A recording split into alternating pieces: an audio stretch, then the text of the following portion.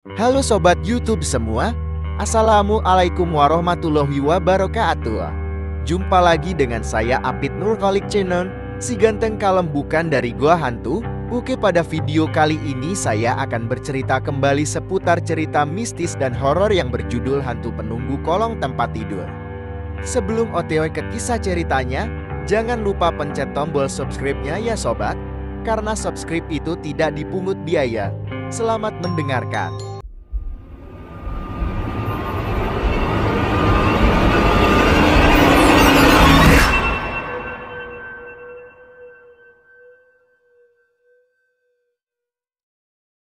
Cerita ini sebenarnya bermula sejak aku kecil, masih samar-samar di ingatanku. Aku sering menggedor kamar mama malam-malam dalam keadaan ngompol. Mama segera mengganti baju tidurku, membawaku kembali ke kamar dan menemani hingga aku terlelap lagi.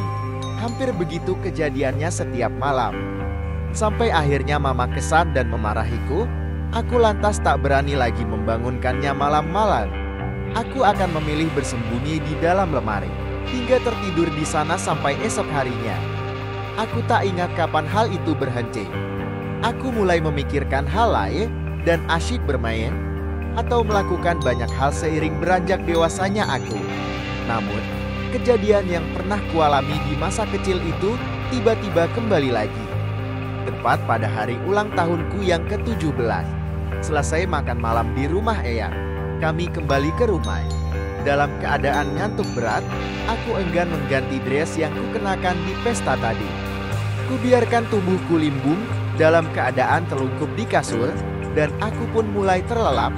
Aku tak tahu jam berapakah saat itu, tiba-tiba kurasakan hawa dingin menyelimuti kamar. Mataku terbelalak.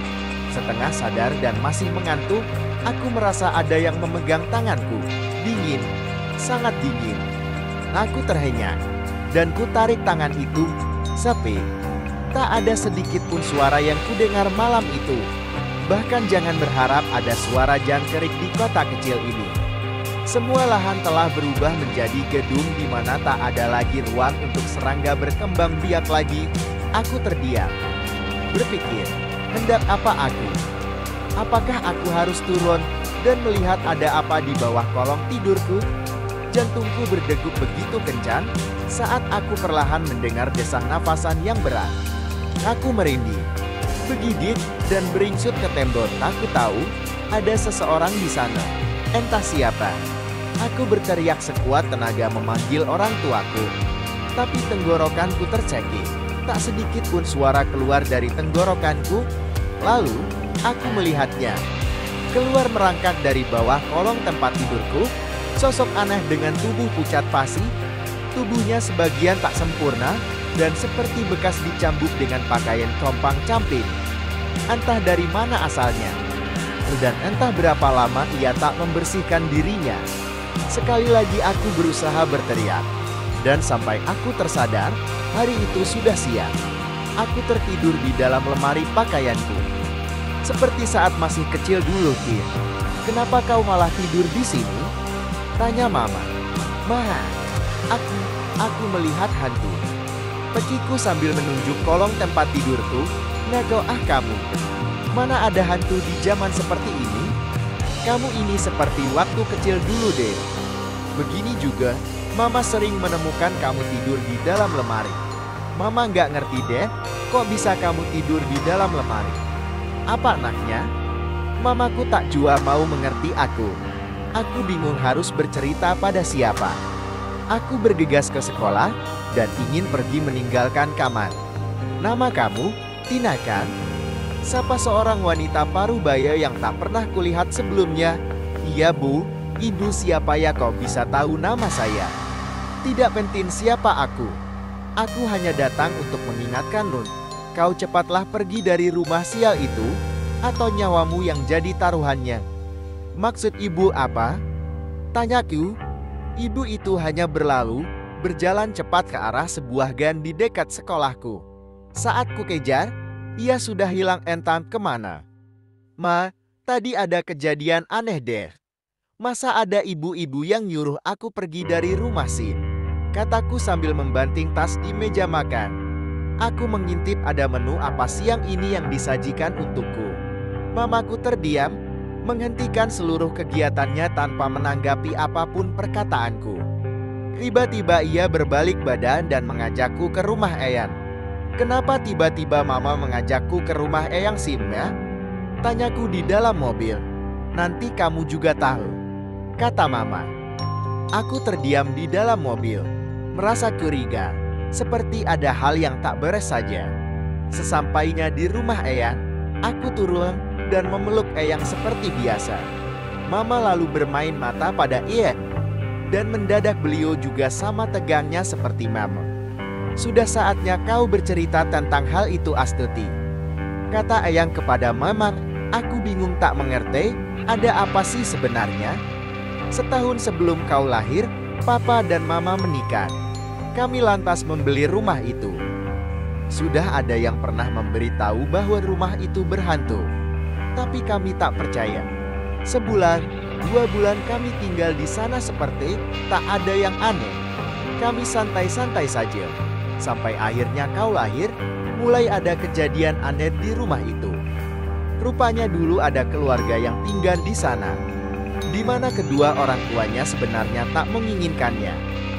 Entah bagaimana ceritanya, anaknya dibantai dan dikubur tepat di bawah tempat tidurmu. Anak itu jatuh cinta kepada Papa dan Mama yang selalu bersikap sepantasnya orang tua. Ia cemburu padamu. Suatu hari, Mama pernah bertemu dengannya. Mama berkata, sudah saatnya ia pergi dan tak lagi penasaran lagi di dunia. Entah bagaimana, ia menurut saja. Ia tak pernah muncul lagi dan menghilang. Awalnya Mama sudah curiga saat kau sering mengganggu tidur Mama sewaktu kecil dulu. Tapi Mama pikir karena saat itu kau mencari perhatian saja. Maaf ya, Mama telah mengacuhkan kamu. Cerita Mama membuatku kaget. Jadi selama ini Mama sudah tahu ada hantu yang menggangguku? Ma, aku nggak mau balik lagi ke rumah itu. Kita harus pergi. Ma, ibu itu sudah mengingatkan aku. Kalau aku kembali ke rumah itu, aku akan mati. Kataku ketakutan dan larut dalam tangis. Tidak, kau harus tetap kembali ke rumah itu. Kau harus bisa menjelaskan padanya bahwa dia seharusnya sudah tenang di alam sana. Mungkin hanya kau yang bisa membuatnya yakin dan arwahnya tenang, kata nenek. Setelah aku tenang, Mama mengajakku kembali pulang ke rumah. Aku masih merasa takut. Aku merasa tidak tenang. Malam itu, aku mempersiapkan diriku baik-baik. Kalau nanti malam aku terbangun dan melihatnya lagi, aku harus beranikan diriku untuk berkata apa yang dikatakan Eyang padaku. Aku tertidur dan terbangun dalam kondisi telungkup dengan tangan menjulur ke arah kolong. Kurasakan degup jantungku sangat kencang. Dia di sana, sedang memegang tanganku. Aku pun berusaha menarik tanganku, tapi begitu berat dan aku tak mampu. Justru dalam hitungan detik, aku ditariknya ke dalam kolong. Gelap, pengap, aku melihatnya lagi, tepat di depan mataku. Dia sosok yang sangat menyeramkan, tanpa senyum sedikit pun di wajahnya. Aku berusaha menjelaskan maksudku kepadanya, namun ia marah dan menarikku semakin dalam dan dalam. Aku tak sadarkan diri. Aku membuka mataku, sepertinya sudah pagi. Tetapi pandangan mataku buram, seperti tertutup kisi-kisi pintu lemari. Aku tertidur lagi di dalam lemari kamarku. Tetapi, suara apakah itu? Pilih bangun sudah siang. Masa kamu nggak sekolah, Sin? Suara Mama membangunkan seseorang di ranjang kamarku. Aku mengintip dari sela-sela lemari. Iya, Ma, sebentar lagi dong. Tina masih pengen dipeluk Mama nih, kata suara itu. Oh Tuhan, apa yang terjadi? Mengapa aku melihat diriku sendiri di kamarku? Mengapa aku melihat Mama di kamarku sedang bersama diriku yang lain? Lalu, siapakah aku? Aku ini apa? Tidak. Dan cerita pun selesai. Oke sobat, sampai di sini dulu cerita horor dan mistis yang dapat saya ceritakan di video kali ini. Jangan lupa like, komen, dan subscribe-nya sobat YouTube semua. Bagi yang sudah menonton video ini sampai akhir, saya ucapkan terima kasih. Akhir kata saya ucapkan wassalamualaikum warahmatullahi wabarakatuh.